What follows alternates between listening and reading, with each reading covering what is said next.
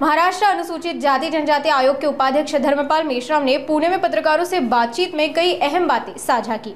उन्होंने बताया कि राज्य में ओबीसी के पृथकीकरण के बाद 2024 में कई संगठनों के खिलाफ शिकायतें दर्ज की गई है, जिनकी जांच अब जरूरी हो गई है। नमस्कार। सर्वप्रथम महाराष्ट्रातल्या सर्व 12-12.5 करोड जनतेला, पुणेकरांना आपल्याला आपल्या माध्यमातून गणेशोत्सवाच्या मी शुभकामना देतो। अनुसूचित जाती जनजाती आयोगाचा उपाध्यक्ष या नात्याने 16 सप्टेंबर 2024 ला आमची नेमणूक झाल्यानंतर आणि सन 2005 मध्ये अनुसूचित जाती जनजाती आयोगाची स्थापना झाल्यानंतर महाराष्ट्रामध्ये देवेंद्रजी फडणवीस मुख्यमंत्री झाल्यानंतर 2024 मध्ये पहिल्यांदा 19 वर्षानंतर महाराष्ट्रामध्ये अनुसूचित जाती जनजाती आयोगाचं पृथक्करण करत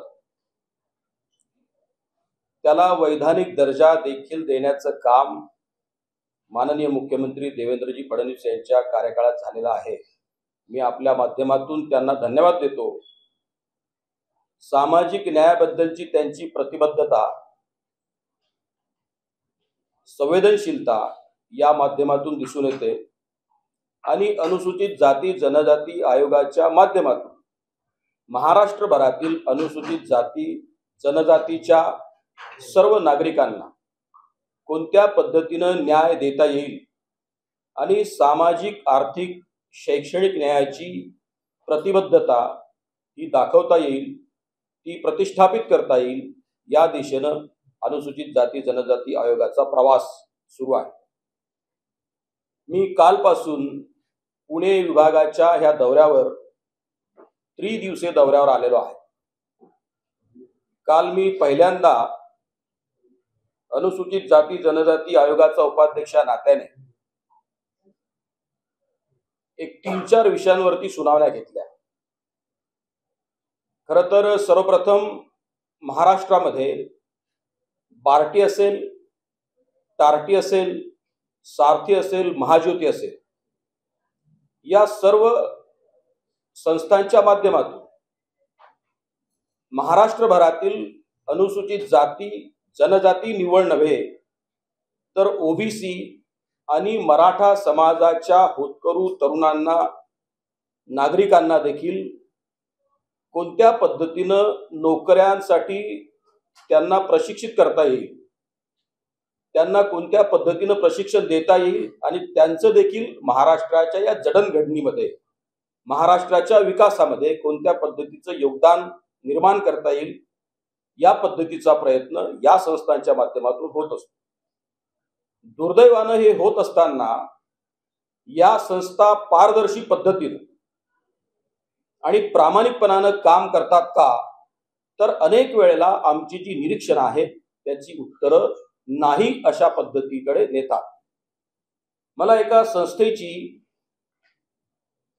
एका व्यक्तीची आणि राजकीय पक्षाचं काम करणाऱ्या काही संघटनेच्या लोकांची देखील तक्रार बार्टी, टार्टी, सारथी आणि महाज्योती या संस्थेच्या संदर्भाने प्राप्त झाली। त्यामध्ये BS बँकिंग सोल्युशन्स अशा संस्थेची प्राप्त तक्रारीवरून काल मी या ठिकाणी आलो। जवळपास 3 तास आढावा बैठक चालली। या बैठकीमध्ये 9 मुद्द्यांच्या अनुषंगाने तक्रारकर्त्या संस्थेने या सगळ्या संस्थांच्या विरुद्ध तक्रारी केलेल्या आहेत। दुर्दैवानं टार्टी या संस्थेनं त्या तक्रारीची शहानिशा देखील केली नाही आणि ही तक्रारच चुकीची आहे। हे तक्रारकर्ते ब्लॅकमेलिंगचा धंदा करतात अशा पद्धतीचा आरोप करत त्या तक्रारीला हातावेगळं केलं आणि आदिवासी आयुक्ताकडे मान्यतेसाठी देखील पाठवलं। कालच्या या बैठकीला स्नेहल भोसले या अतिरिक्त जिल्हाधिकारी आहेत आणि विभाग प्रमुख आहेत बार्टीच्या. श्रीमती चंचल पाटील आदिवासी संशोधन आणि प्रशिक्षण संस्थेच्या सहसंचालक आहेत. बार्टी पुणेच्या निबंधक इंदिरा आस्वार, सारथी विभागाचे सतीश पाटील आणि अशा सगळ्या चारही संस्थांचे वरिष्ठतम अधिकारी या बैठकीला होते.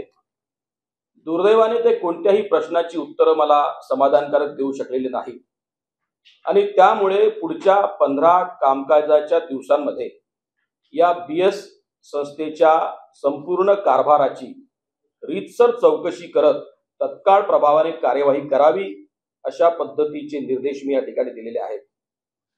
खरं तर निविदा प्रक्रिया पार पाडताना आणि विद्यार्थ्यांची निवड करताना ज्या ठोकताळ्यांचे किंवा ज्या पद्धतीचे परिमाण त्यांनी ज्या पद्धतीच्या योजना आखणं अपेक्षित होतं त्या पद्धतीचं कुठेही कामकाज मला दिसलं नाही. या सगळ्या प्रशासनातल्या अशा पद्धतीच्या वरिष्ठतम अधिकाऱ्यांनी आणि अशा संस्थांच्या वरिष्ठतम पदाधिकाऱ्यांनी हा जो चालवलेला घोळ आहे यावर नियंत्रण स्थापित करणं अत्यंत आवश्यक आहे. अशा पद्धतीच्या निष्कर्षाप्रत अनुसूचित जाती जनजातीचा आयोगाचा उपाध्यक्ष या नात्याने मी पोचलो आणि त्या संदर्भाने देखील मी कार्यवाही प्रस्तावित केलेली आहे. पुढच्या 15 कामकाजीन कार्यालयीन दिवसामध्ये या संस्थेवर कार्यवाही झाल्याचं दिसेल आणि त्या पद्धतीनंच जवळपास 26,800 या एका आर्थिक वर्षामध्ये या सर्व समाज बांधवांच्या होतकरी तरुणांना कोणत्या पद्धतीनं रोजगाराच्या संधी निर्माण करता येतील, पारदर्शी पद्धतीनं काम होईल अशाही पद्धतीचा प्रयत्न किंबहुना वचक स्थापित करण्याचं काम देखील कालच्या बैठकीच्या माध्यमातून आम्ही केलेला आहे. दुसरा विषय, पुणे जिल्ह्यामध्ये ज्या काही ग्रामपंचायती आहेत, ज्या ग्रामपंचायतीचं परावर्तन नगरपंचायतीमध्ये झालं, ते परावर्तन करताना नगर प्रशासन अधिकारी हे जे पद आहे, जे जिल्हाधिकाऱ्यांच्या माताहाती काम करतं, त्यांनी खरं तर नगरपंचायतीचं परावर्तन करताना सफाई मजदूर या पदाला मान्यताच घेतली नाही, किंबहुना आकृती बंधामध्ये हे पद देखील निर्माण करण्याचा प्रयत्न केलेला नाही. म्हणजे संपूर्ण पुणे जिल्ह्यामध्ये ज्या काही ग्रामपंचायतीचं परावर्तन नगरपंचायतीमध्ये झालेलं आहे त्या ठिकाणी सफाई कामगारांकडून कामं तर करून घ्यायचं, परंतु त्यांचं पदच आकृती बंधामध्ये नसल्यामुळं त्यांना आणि त्यांच्या परिवाराला भविष्यामध्ये जे काही लाभ मिळणं अपेक्षित आहे, मग ते लाडपागे समितीच्या शिफारशीचे लाभ असतील, सेवानिवृत्ती वेतन असेल किंवा त्यांचा प्रॉव्हिडंट फंड असेल, त्यांना ESICच्या माध्यमातून दिल्या जाणाऱ्या आरोग्याच्या सुविधा सेवा असतील, त्या देखील देण्यासाठी त्यांना देता येणार नाहीत, कारण आकृती बंधामध्ये तशा पद्धतीच्या पदांनाच मान्यता दिलेली नाही. ही अत्यंत गंभीर बाब आहे आणि त्यामुळे मी कालच्या या बैठकीच्या दरम्यान नगर प्रशासन अधिकारी पुणे जिल्हा यांना तत्काळ प्रभावाने कारणे दाखवा नोटीस देत शासनाला अशी शिफारस केली की या सगळ्या पदांना आकृती बंधात समाविष्ट करण्यात यावं. खरं तर अनेक पद्धतीच्या अडचणी आहेत. मी आज इंदापूरमधल्या बिगवण या ठिकाणी आदिवासी पारधी समाजाच्या एका 14 राज्यातलं एक मोठं संमेलन त्या ठिकाणी होत आहे. त्या संमेलनासाठी आज जातो आहे.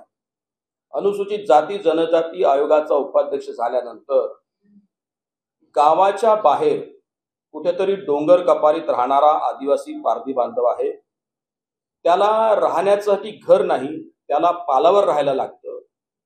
त्यांना शासनानं दिलेल्या जमिनी अतिक्रमित केल्या जात आहेत. इथे उच्चवर्णीय लोक जे आहेत त्यांना ही मंडळी गावात मुळातच नको आहे आणि त्यामुळे त्यांच्या जमिनीवर अतिक्रमण करायचं, त्यांना गावातून हुसकावून लावायचं. आणि एवढंच नव्हे तर अत्यंत दुर्दैवाने मला आपल्या समक्ष कबूल करायला हरकत नाही की त्यांच्या महिलांना भोगायचं आणि सोडून द्यायचं. ही जी काही पद्धती आहे ही बिलकुलच शासन आणि प्रशासनाला मान्य असू नये अशाही पद्धतीचा आमचा प्रयत्न आहे. अशा आदिवासी पारधी बांधवांना देखील या अनुसूचित जाती जनजाती आयोगाच्या माध्यमातून न्याय देता येईल का, या माध्यमातून आजचं हे संमेलन, आजचं आणि उद्याचं हे 2 दिवसीय संमेलन यशस्वी व्हावं अशा देखील पद्धतीचा प्रयत्न आहे आणि त्यांना देखील न्याय देण्यासाठी अनुसूचित जाती जनजाती आयोग कटिबद्ध आहे. आम्ही अत्यंत प्रामाणिकपणे या आयोगाचं काम सर्वसामान्य माणसाला न्याय देण्यासाठीची प्रतिबद्धता आणि सामाजिक, आर्थिक, शैक्षणिक न्याय प्रतिष्ठापित करणे यासाठी आमची कटिबद्धता आहे. धन्यवाद.